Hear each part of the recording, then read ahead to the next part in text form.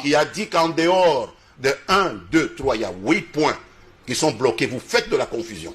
Il y a 8 points qui sont bloqués dans l'article 220. Le peuple souverain a dit, en dehors de ces 8 points, on peut réviser la Constitution à condition de demander au peuple. Alors vous êtes qui pour venir me dire ici, jusqu'à quand ceci, cela? 600 000 Congolais décident qu'on doit réviser. Vous êtes qui pour refuser? Excusez-moi. Monsieur le ministre. Mais je n'ai pas fini. Allez-y, finissez. La Constitution dit 100 000 Congolais peuvent prendre l'initiative pour réviser les dispositions révisables. Vous êtes une Congolaise et vous dites qu'on ne peut pas réviser. La Constitution dit le président de la République peut, s'il estime que telle disposition est révisable, il peut initier une révision dans les dispositions révisables. La Constitution dit le gouvernement, par une décision délibérée en Conseil des ministres, peut décider de mettre une disposition révisable de la Constitution en débat pour la révision.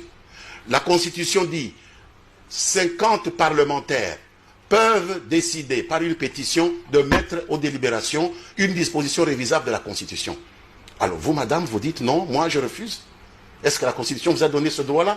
Donc on n'est pas là pour parler des états d'âme. Il y a 70 millions de Congolais, madame. Il y a 70 millions d'états d'âme. Nous voudrons être rationnels. Si nous sortons de la Constitution, la rationalité, madame, c'est la Constitution. Ce n'est pas ce que vous pensez ou ce que moi je pense.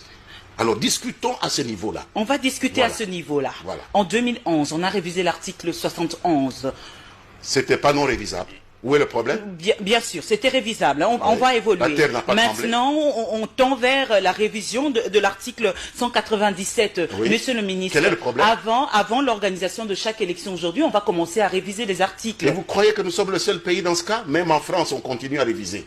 La loi électorale est toujours révisée. Il n'y a pas un seul régime qui vient au pouvoir en France sans revoir la loi électorale. La démocratie est consolidée là-bas. Oui, ici, on a encore une jeune démocratie. Oui, nous la consolidons. C'est ça la différence, justement, monsieur le ministre. Vous n'allez pas me dire que l'exemple de la France est un contre-exemple.